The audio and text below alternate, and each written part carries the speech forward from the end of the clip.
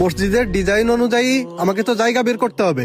আপনি ফিতাটা আরেকটু ওইদিকে ধরেন। আচ্ছা ভাই, ধরতেছি। এই পর্যন্ত? হ্যাঁ, ডিজাইন অনুযায়ী ওই পর্যন্তই মসজিদের সীমানা হবে। ভাই, মসজিদের জমি তো ওই পাশে, আর মসজিদের জমি রেখে এই পাশে মালিকানা জমিতে চলে আইছি। কোনোভাবে কি ওই পাশে লাইন করা যায় না? মালিকানা জমিতে চলে গেছে?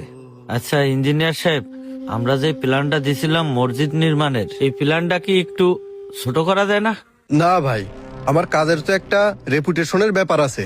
আর আপনারা যেই প্ল্যানটা পাশ করায় নিয়ে আইছেন, এটা তো উপজেলা থেকে পাশ করায় নিয়ে আইছেন। এই প্ল্যান চেঞ্জ করার কোনো এখতিয়ার আমার নেই ভাই। আমার লাইসেন্স ক্যান্সেল হয়ে যাবে। আমি ডিজাইন কোনোভাবেই পরিবর্তন করতে পারবো না ভাই। আপনারা বরঞ্চ এই জমিটা যার, তার সাথে কথা বলে এটা কিভাবে কিনা যায় সে ব্যবস্থা করেন।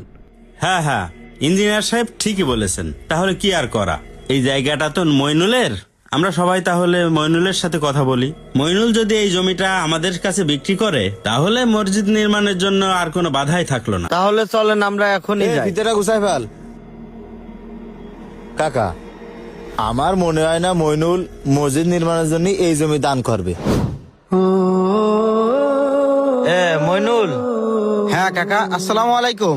ওয়ালাইকুম আসসালাম। আমরা একটু তোমার কাছে আসছি। আমার কাছে কি বিষয় কাকা? বিষয় আর কি মইনুল, তুমি তো জানো আমাদের গ্রামে মসজিদের কাজ শুরু হয়েছে। আচ্ছা আমি বলি, আমাদের ওই মসজিদের ডিজাইন অনুযায়ী যে জায়গাটুকু দরকার, ডিজাইন অনুযায়ী মসজিদের জায়গা অনেকটাই শর্ট হচ্ছে। তা বলছিলাম কি, পাশেই তো তোমার জমি, আমরা বলছিলাম কি তুমি যদি মসজিদ নির্মাণের জন্য ওই জায়গা থেকে কিছু জায়গা দিতে, তাহলে মসজিদ নির্মাণের জন্য সুবিধা হতো। কি করছেন কাকা? আমার ওই রাস্তার পাশে সোনার টুকরো জমি আমি মসজিদ নির্মাণের জন্য ছেড়ে দেবো? শোনেন কাকা, সাফ কথা কয়ে দিচ্ছি, আমার ওই জমি আমি মসজিদ নির্মাণের জন্য দিতে পারবো না। আপনারা আসতে পারেন। আরে বাবা, উত্তেজিত হচ্ছ কেন? তোমার জমি যদি তুমি না দান করতে চাও, ভালো কথা, তাহলে মসজিদের জন্য বিক্রি করে দাও, আমরা কিনে নিব। হ্যাঁ হ্যাঁ, আচ্ছা তুই ক, তোর ওই জমি মসজিদের নামে বিক্রি করার জন্য কয় টাকা নিবি? সুযোগ একটা পাইছি, দান মারলি খারাপ হয় না। আচ্ছা ঠিক আছে, আপনারা যেহেতু আমার বাড়ির উপরে আইছেন, আপনাদের সম্মানার্থে আমার এই জমিটা আমি মসজিদ নির্মাণের কাছে দিয়ে দেব। তাছাড়া মসজিদ তো আমাদের মুসলমানের উপাসনালয়, এইখানে আমরা 5 ওয়াক্ত নামাজ পড়বো। তা কম করে হলেও আমার এই জমিটা আপনারা 40 লাখ টাকা দিয়েন। এই, তোর কি মাথা খারাপ?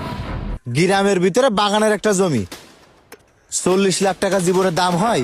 বাড়ির উপরে আইসি বলে কি আরে কিসি পায়ে বইছি আমি যেই দাম বলেছি আপনাদের কাছে, এই দামের থেকে 1 টাকা কম হলেও ওই জমি আমি বিক্রি করব না। আপনারা আসতে পারেন। বাবা, তোমার আবদারটা বেইনসাফি হয়ে যাচ্ছে।